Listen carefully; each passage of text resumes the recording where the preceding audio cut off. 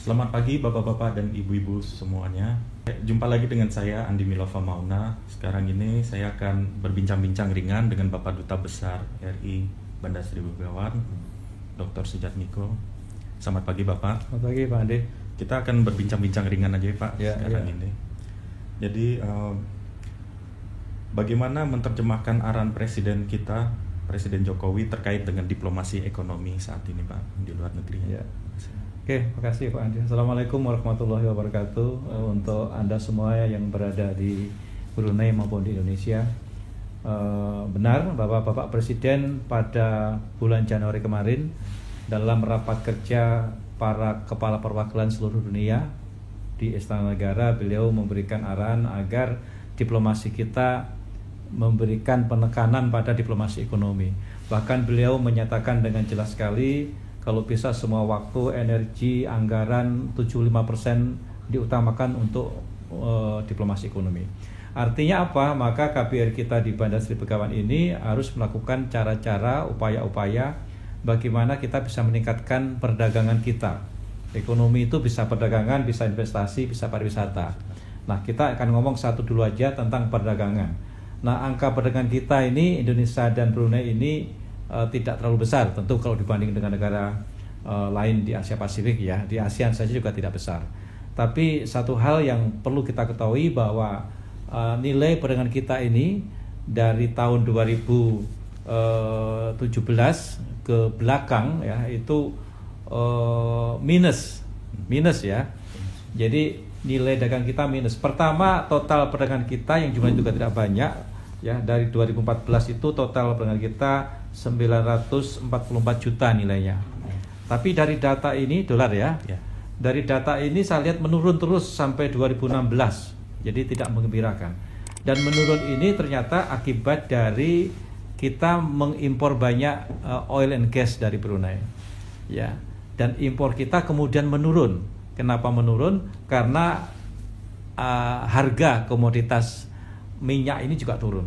Nah, yang paling penting bagi kita adalah bagaimana kita meningkatkannya ekspor kita sehingga kita tidak minus, kita menjadi plus. Ya, kita tidak defisit menjadi plus. Nah, itulah kita melakukan upaya-upaya dengan berbagai kegiatan, pameran-pameran dagang kita ikut ya. Kita pameran-pameran tunggal walaupun skalanya tidak terlalu besar kita melakukan, kita mengadakan kontak-kontak bisnis, membuat tulisan-tulisan tentang ekonomi, market intelligence untuk mencari apa komoditas utama kita, unggulan kita, siapa pesaing-pesaing kita, bagaimana kita dapat mengalahkan persaingan itu ya. Nah, dengan cara ini alhamdulillah mulai 2017 ini sudah naik ini. Ya, sudah naik angka kita dan yang menggembirakan kita sudah menjadi plus. Ya, jadi artinya ekspor kita lebih besar daripada impor kita. Nah, kalau saya lihat di tahun terakhir saja ya, di tahun 2018 ekspor kita jumlahnya hanya 96 juta dolar ekspor kita ke Brunei. Yang 2019 ini setelah kita genjot dengan kegiatan-kegiatan ini menjadi 178 juta US dollar. Ini artinya naik sebesar 36%. Ya. Ini tentu suatu hal yang menggembirakan yang nanti akan kita pacu lagi bagaimana angka ini bisa kita tingkatkan. Dari angka-angka itu yang paling banyak menyumbangkan ekspor Indonesia ke Brunei apa aja ya Pak Dubes? Nah, ini menarik sekali. Brunei ini ternyata angka itu yang berkontribusi besar dari ekspor kita. Ternyata otomotif, mobil ya. Mobil kita ternyata digemari di Brunei ya, mungkin karena juga dekat jaraknya antara Indonesia dengan Brunei sehingga mengirimnya juga tidak terlalu lama ya. Tapi mobil ini menggembirakan. Saya punya angka di sini Pak Andi. Angka saya pada tahun 2018 nilai ekspor mobil kita ke Brunei itu sebesar 23,8 juta US dollar. Ya, 23,8 juta US dollar. Angka tahun kemarin 2019 itu naik menjadi 64,5 juta dolar. Nah, ini artinya naik kira-kira 270% ya. 270%. Jadi ini kenaikannya luar biasa. Dan kita mencoba kembali untuk menelusuri di awal tahun 2020 selama 3 bulan ini yang nanti angkanya akan saya jelaskan juga naik lagi. Kira-kira mobil apa aja ya Pak yang digemarin di Brunei? Ya, nah ini menarik dan ini mirip-mirip juga dengan tes kita Indonesia. ternyata Toyota menjadi mobil favorit di Brunei Darussalam ini. Dari Toyota itu jenis-jenisnya di data saya Toyota Rush ternyata. Toyota Rush ini kan digemari anak-anak new family ya, new family yang muda-muda. Toyota Rush ini cukup bagus pasarannya, dan saya punya angka untuk 3 bulan saja, 3 bulan selama 2020 Januari, Februari, Maret. Ini aja Rush sudah diekspor ke Brunei sebanyak 183 mobil Toyota Rush. Yang kedua didominasi oleh Toyota Innova. Selama 3 bulan ini sudah 114 mobil. Kemudian Toyota Wigo itu 105 mobil. Kemudian diikuti oleh mobil-mobil lain. Di sini ada R3 Suzuki juga ternyata digemari. Mitsubishi Expander yang baru dirilis akhir tahun lalu ya. Itu begitu dirilis sudah langsung 60 unit kalau tidak salah dipesan ya, sudah habis dan harus menunggu. Kemudian juga mobil-mobil lain. Nah ini saya kira akan kita tingkatkan. Kalau dulu 1 tahun saja kita memiliki nilai 64 juta selama 1 tahun. Nah angkanya dulu 2.235 unit 1 tahun. Sekarang kita 3 bulan saja sudah jumlahnya berapa tuh jumlahnya 680 unit. Ini baru 3 bulan.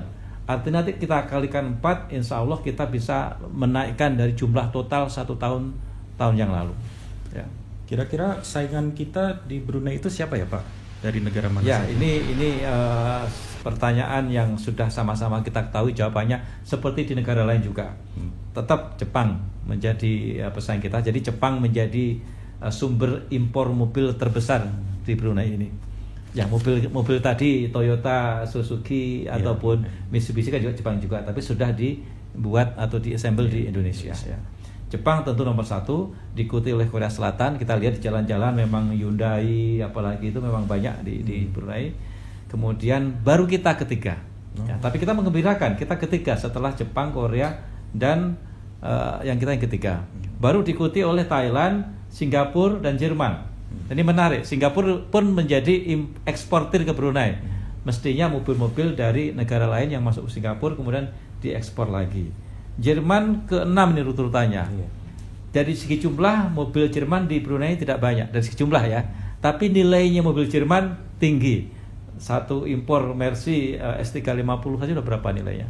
Ya. Jadi ini yang menarik.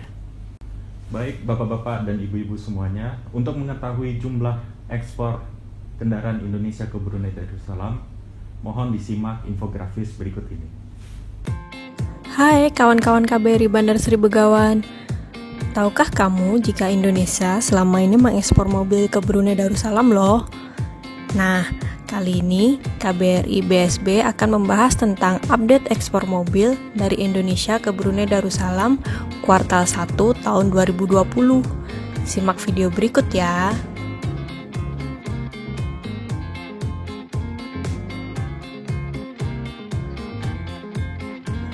Kawasan ASEAN menjadi tujuan utama ekspor Indonesia, termasuk ekspor kendaraan. Nah, posisi pertama tujuan ekspor mobil dari Indonesia adalah Filipina dengan 18.297 unit.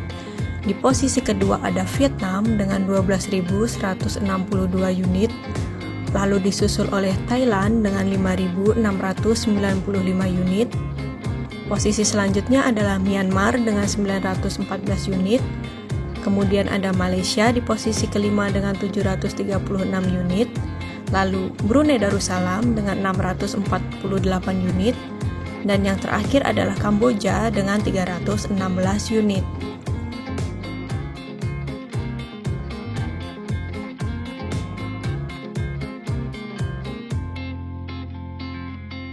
Namun, selain ketiga tipe di atas, masih ada beberapa merek dan tipe mobil yang diekspor ke Brunei loh, yaitu Mitsubishi Expander, Toyota Fortuner, Suzuki R3, Toyota Vios, Toyota Avanza, Toyota Sienta, Daihatsu Grand Max, dan Toyota Yaris.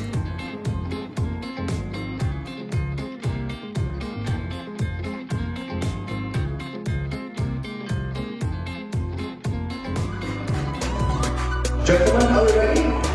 Let's go. On a count of 3, 2, 1.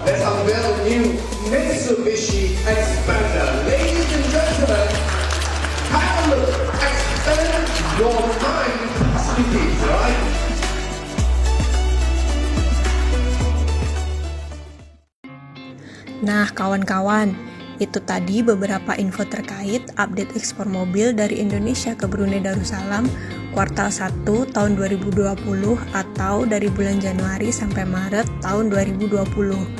Semoga di kuartal selanjutnya nilai ekspor mobil Indonesia ke Brunei Darussalam semakin meningkat ya. Terima kasih sudah menonton video dari kami. Semoga dapat bermanfaat dan tunggu video dari kami selanjutnya ya. Sampai jumpa.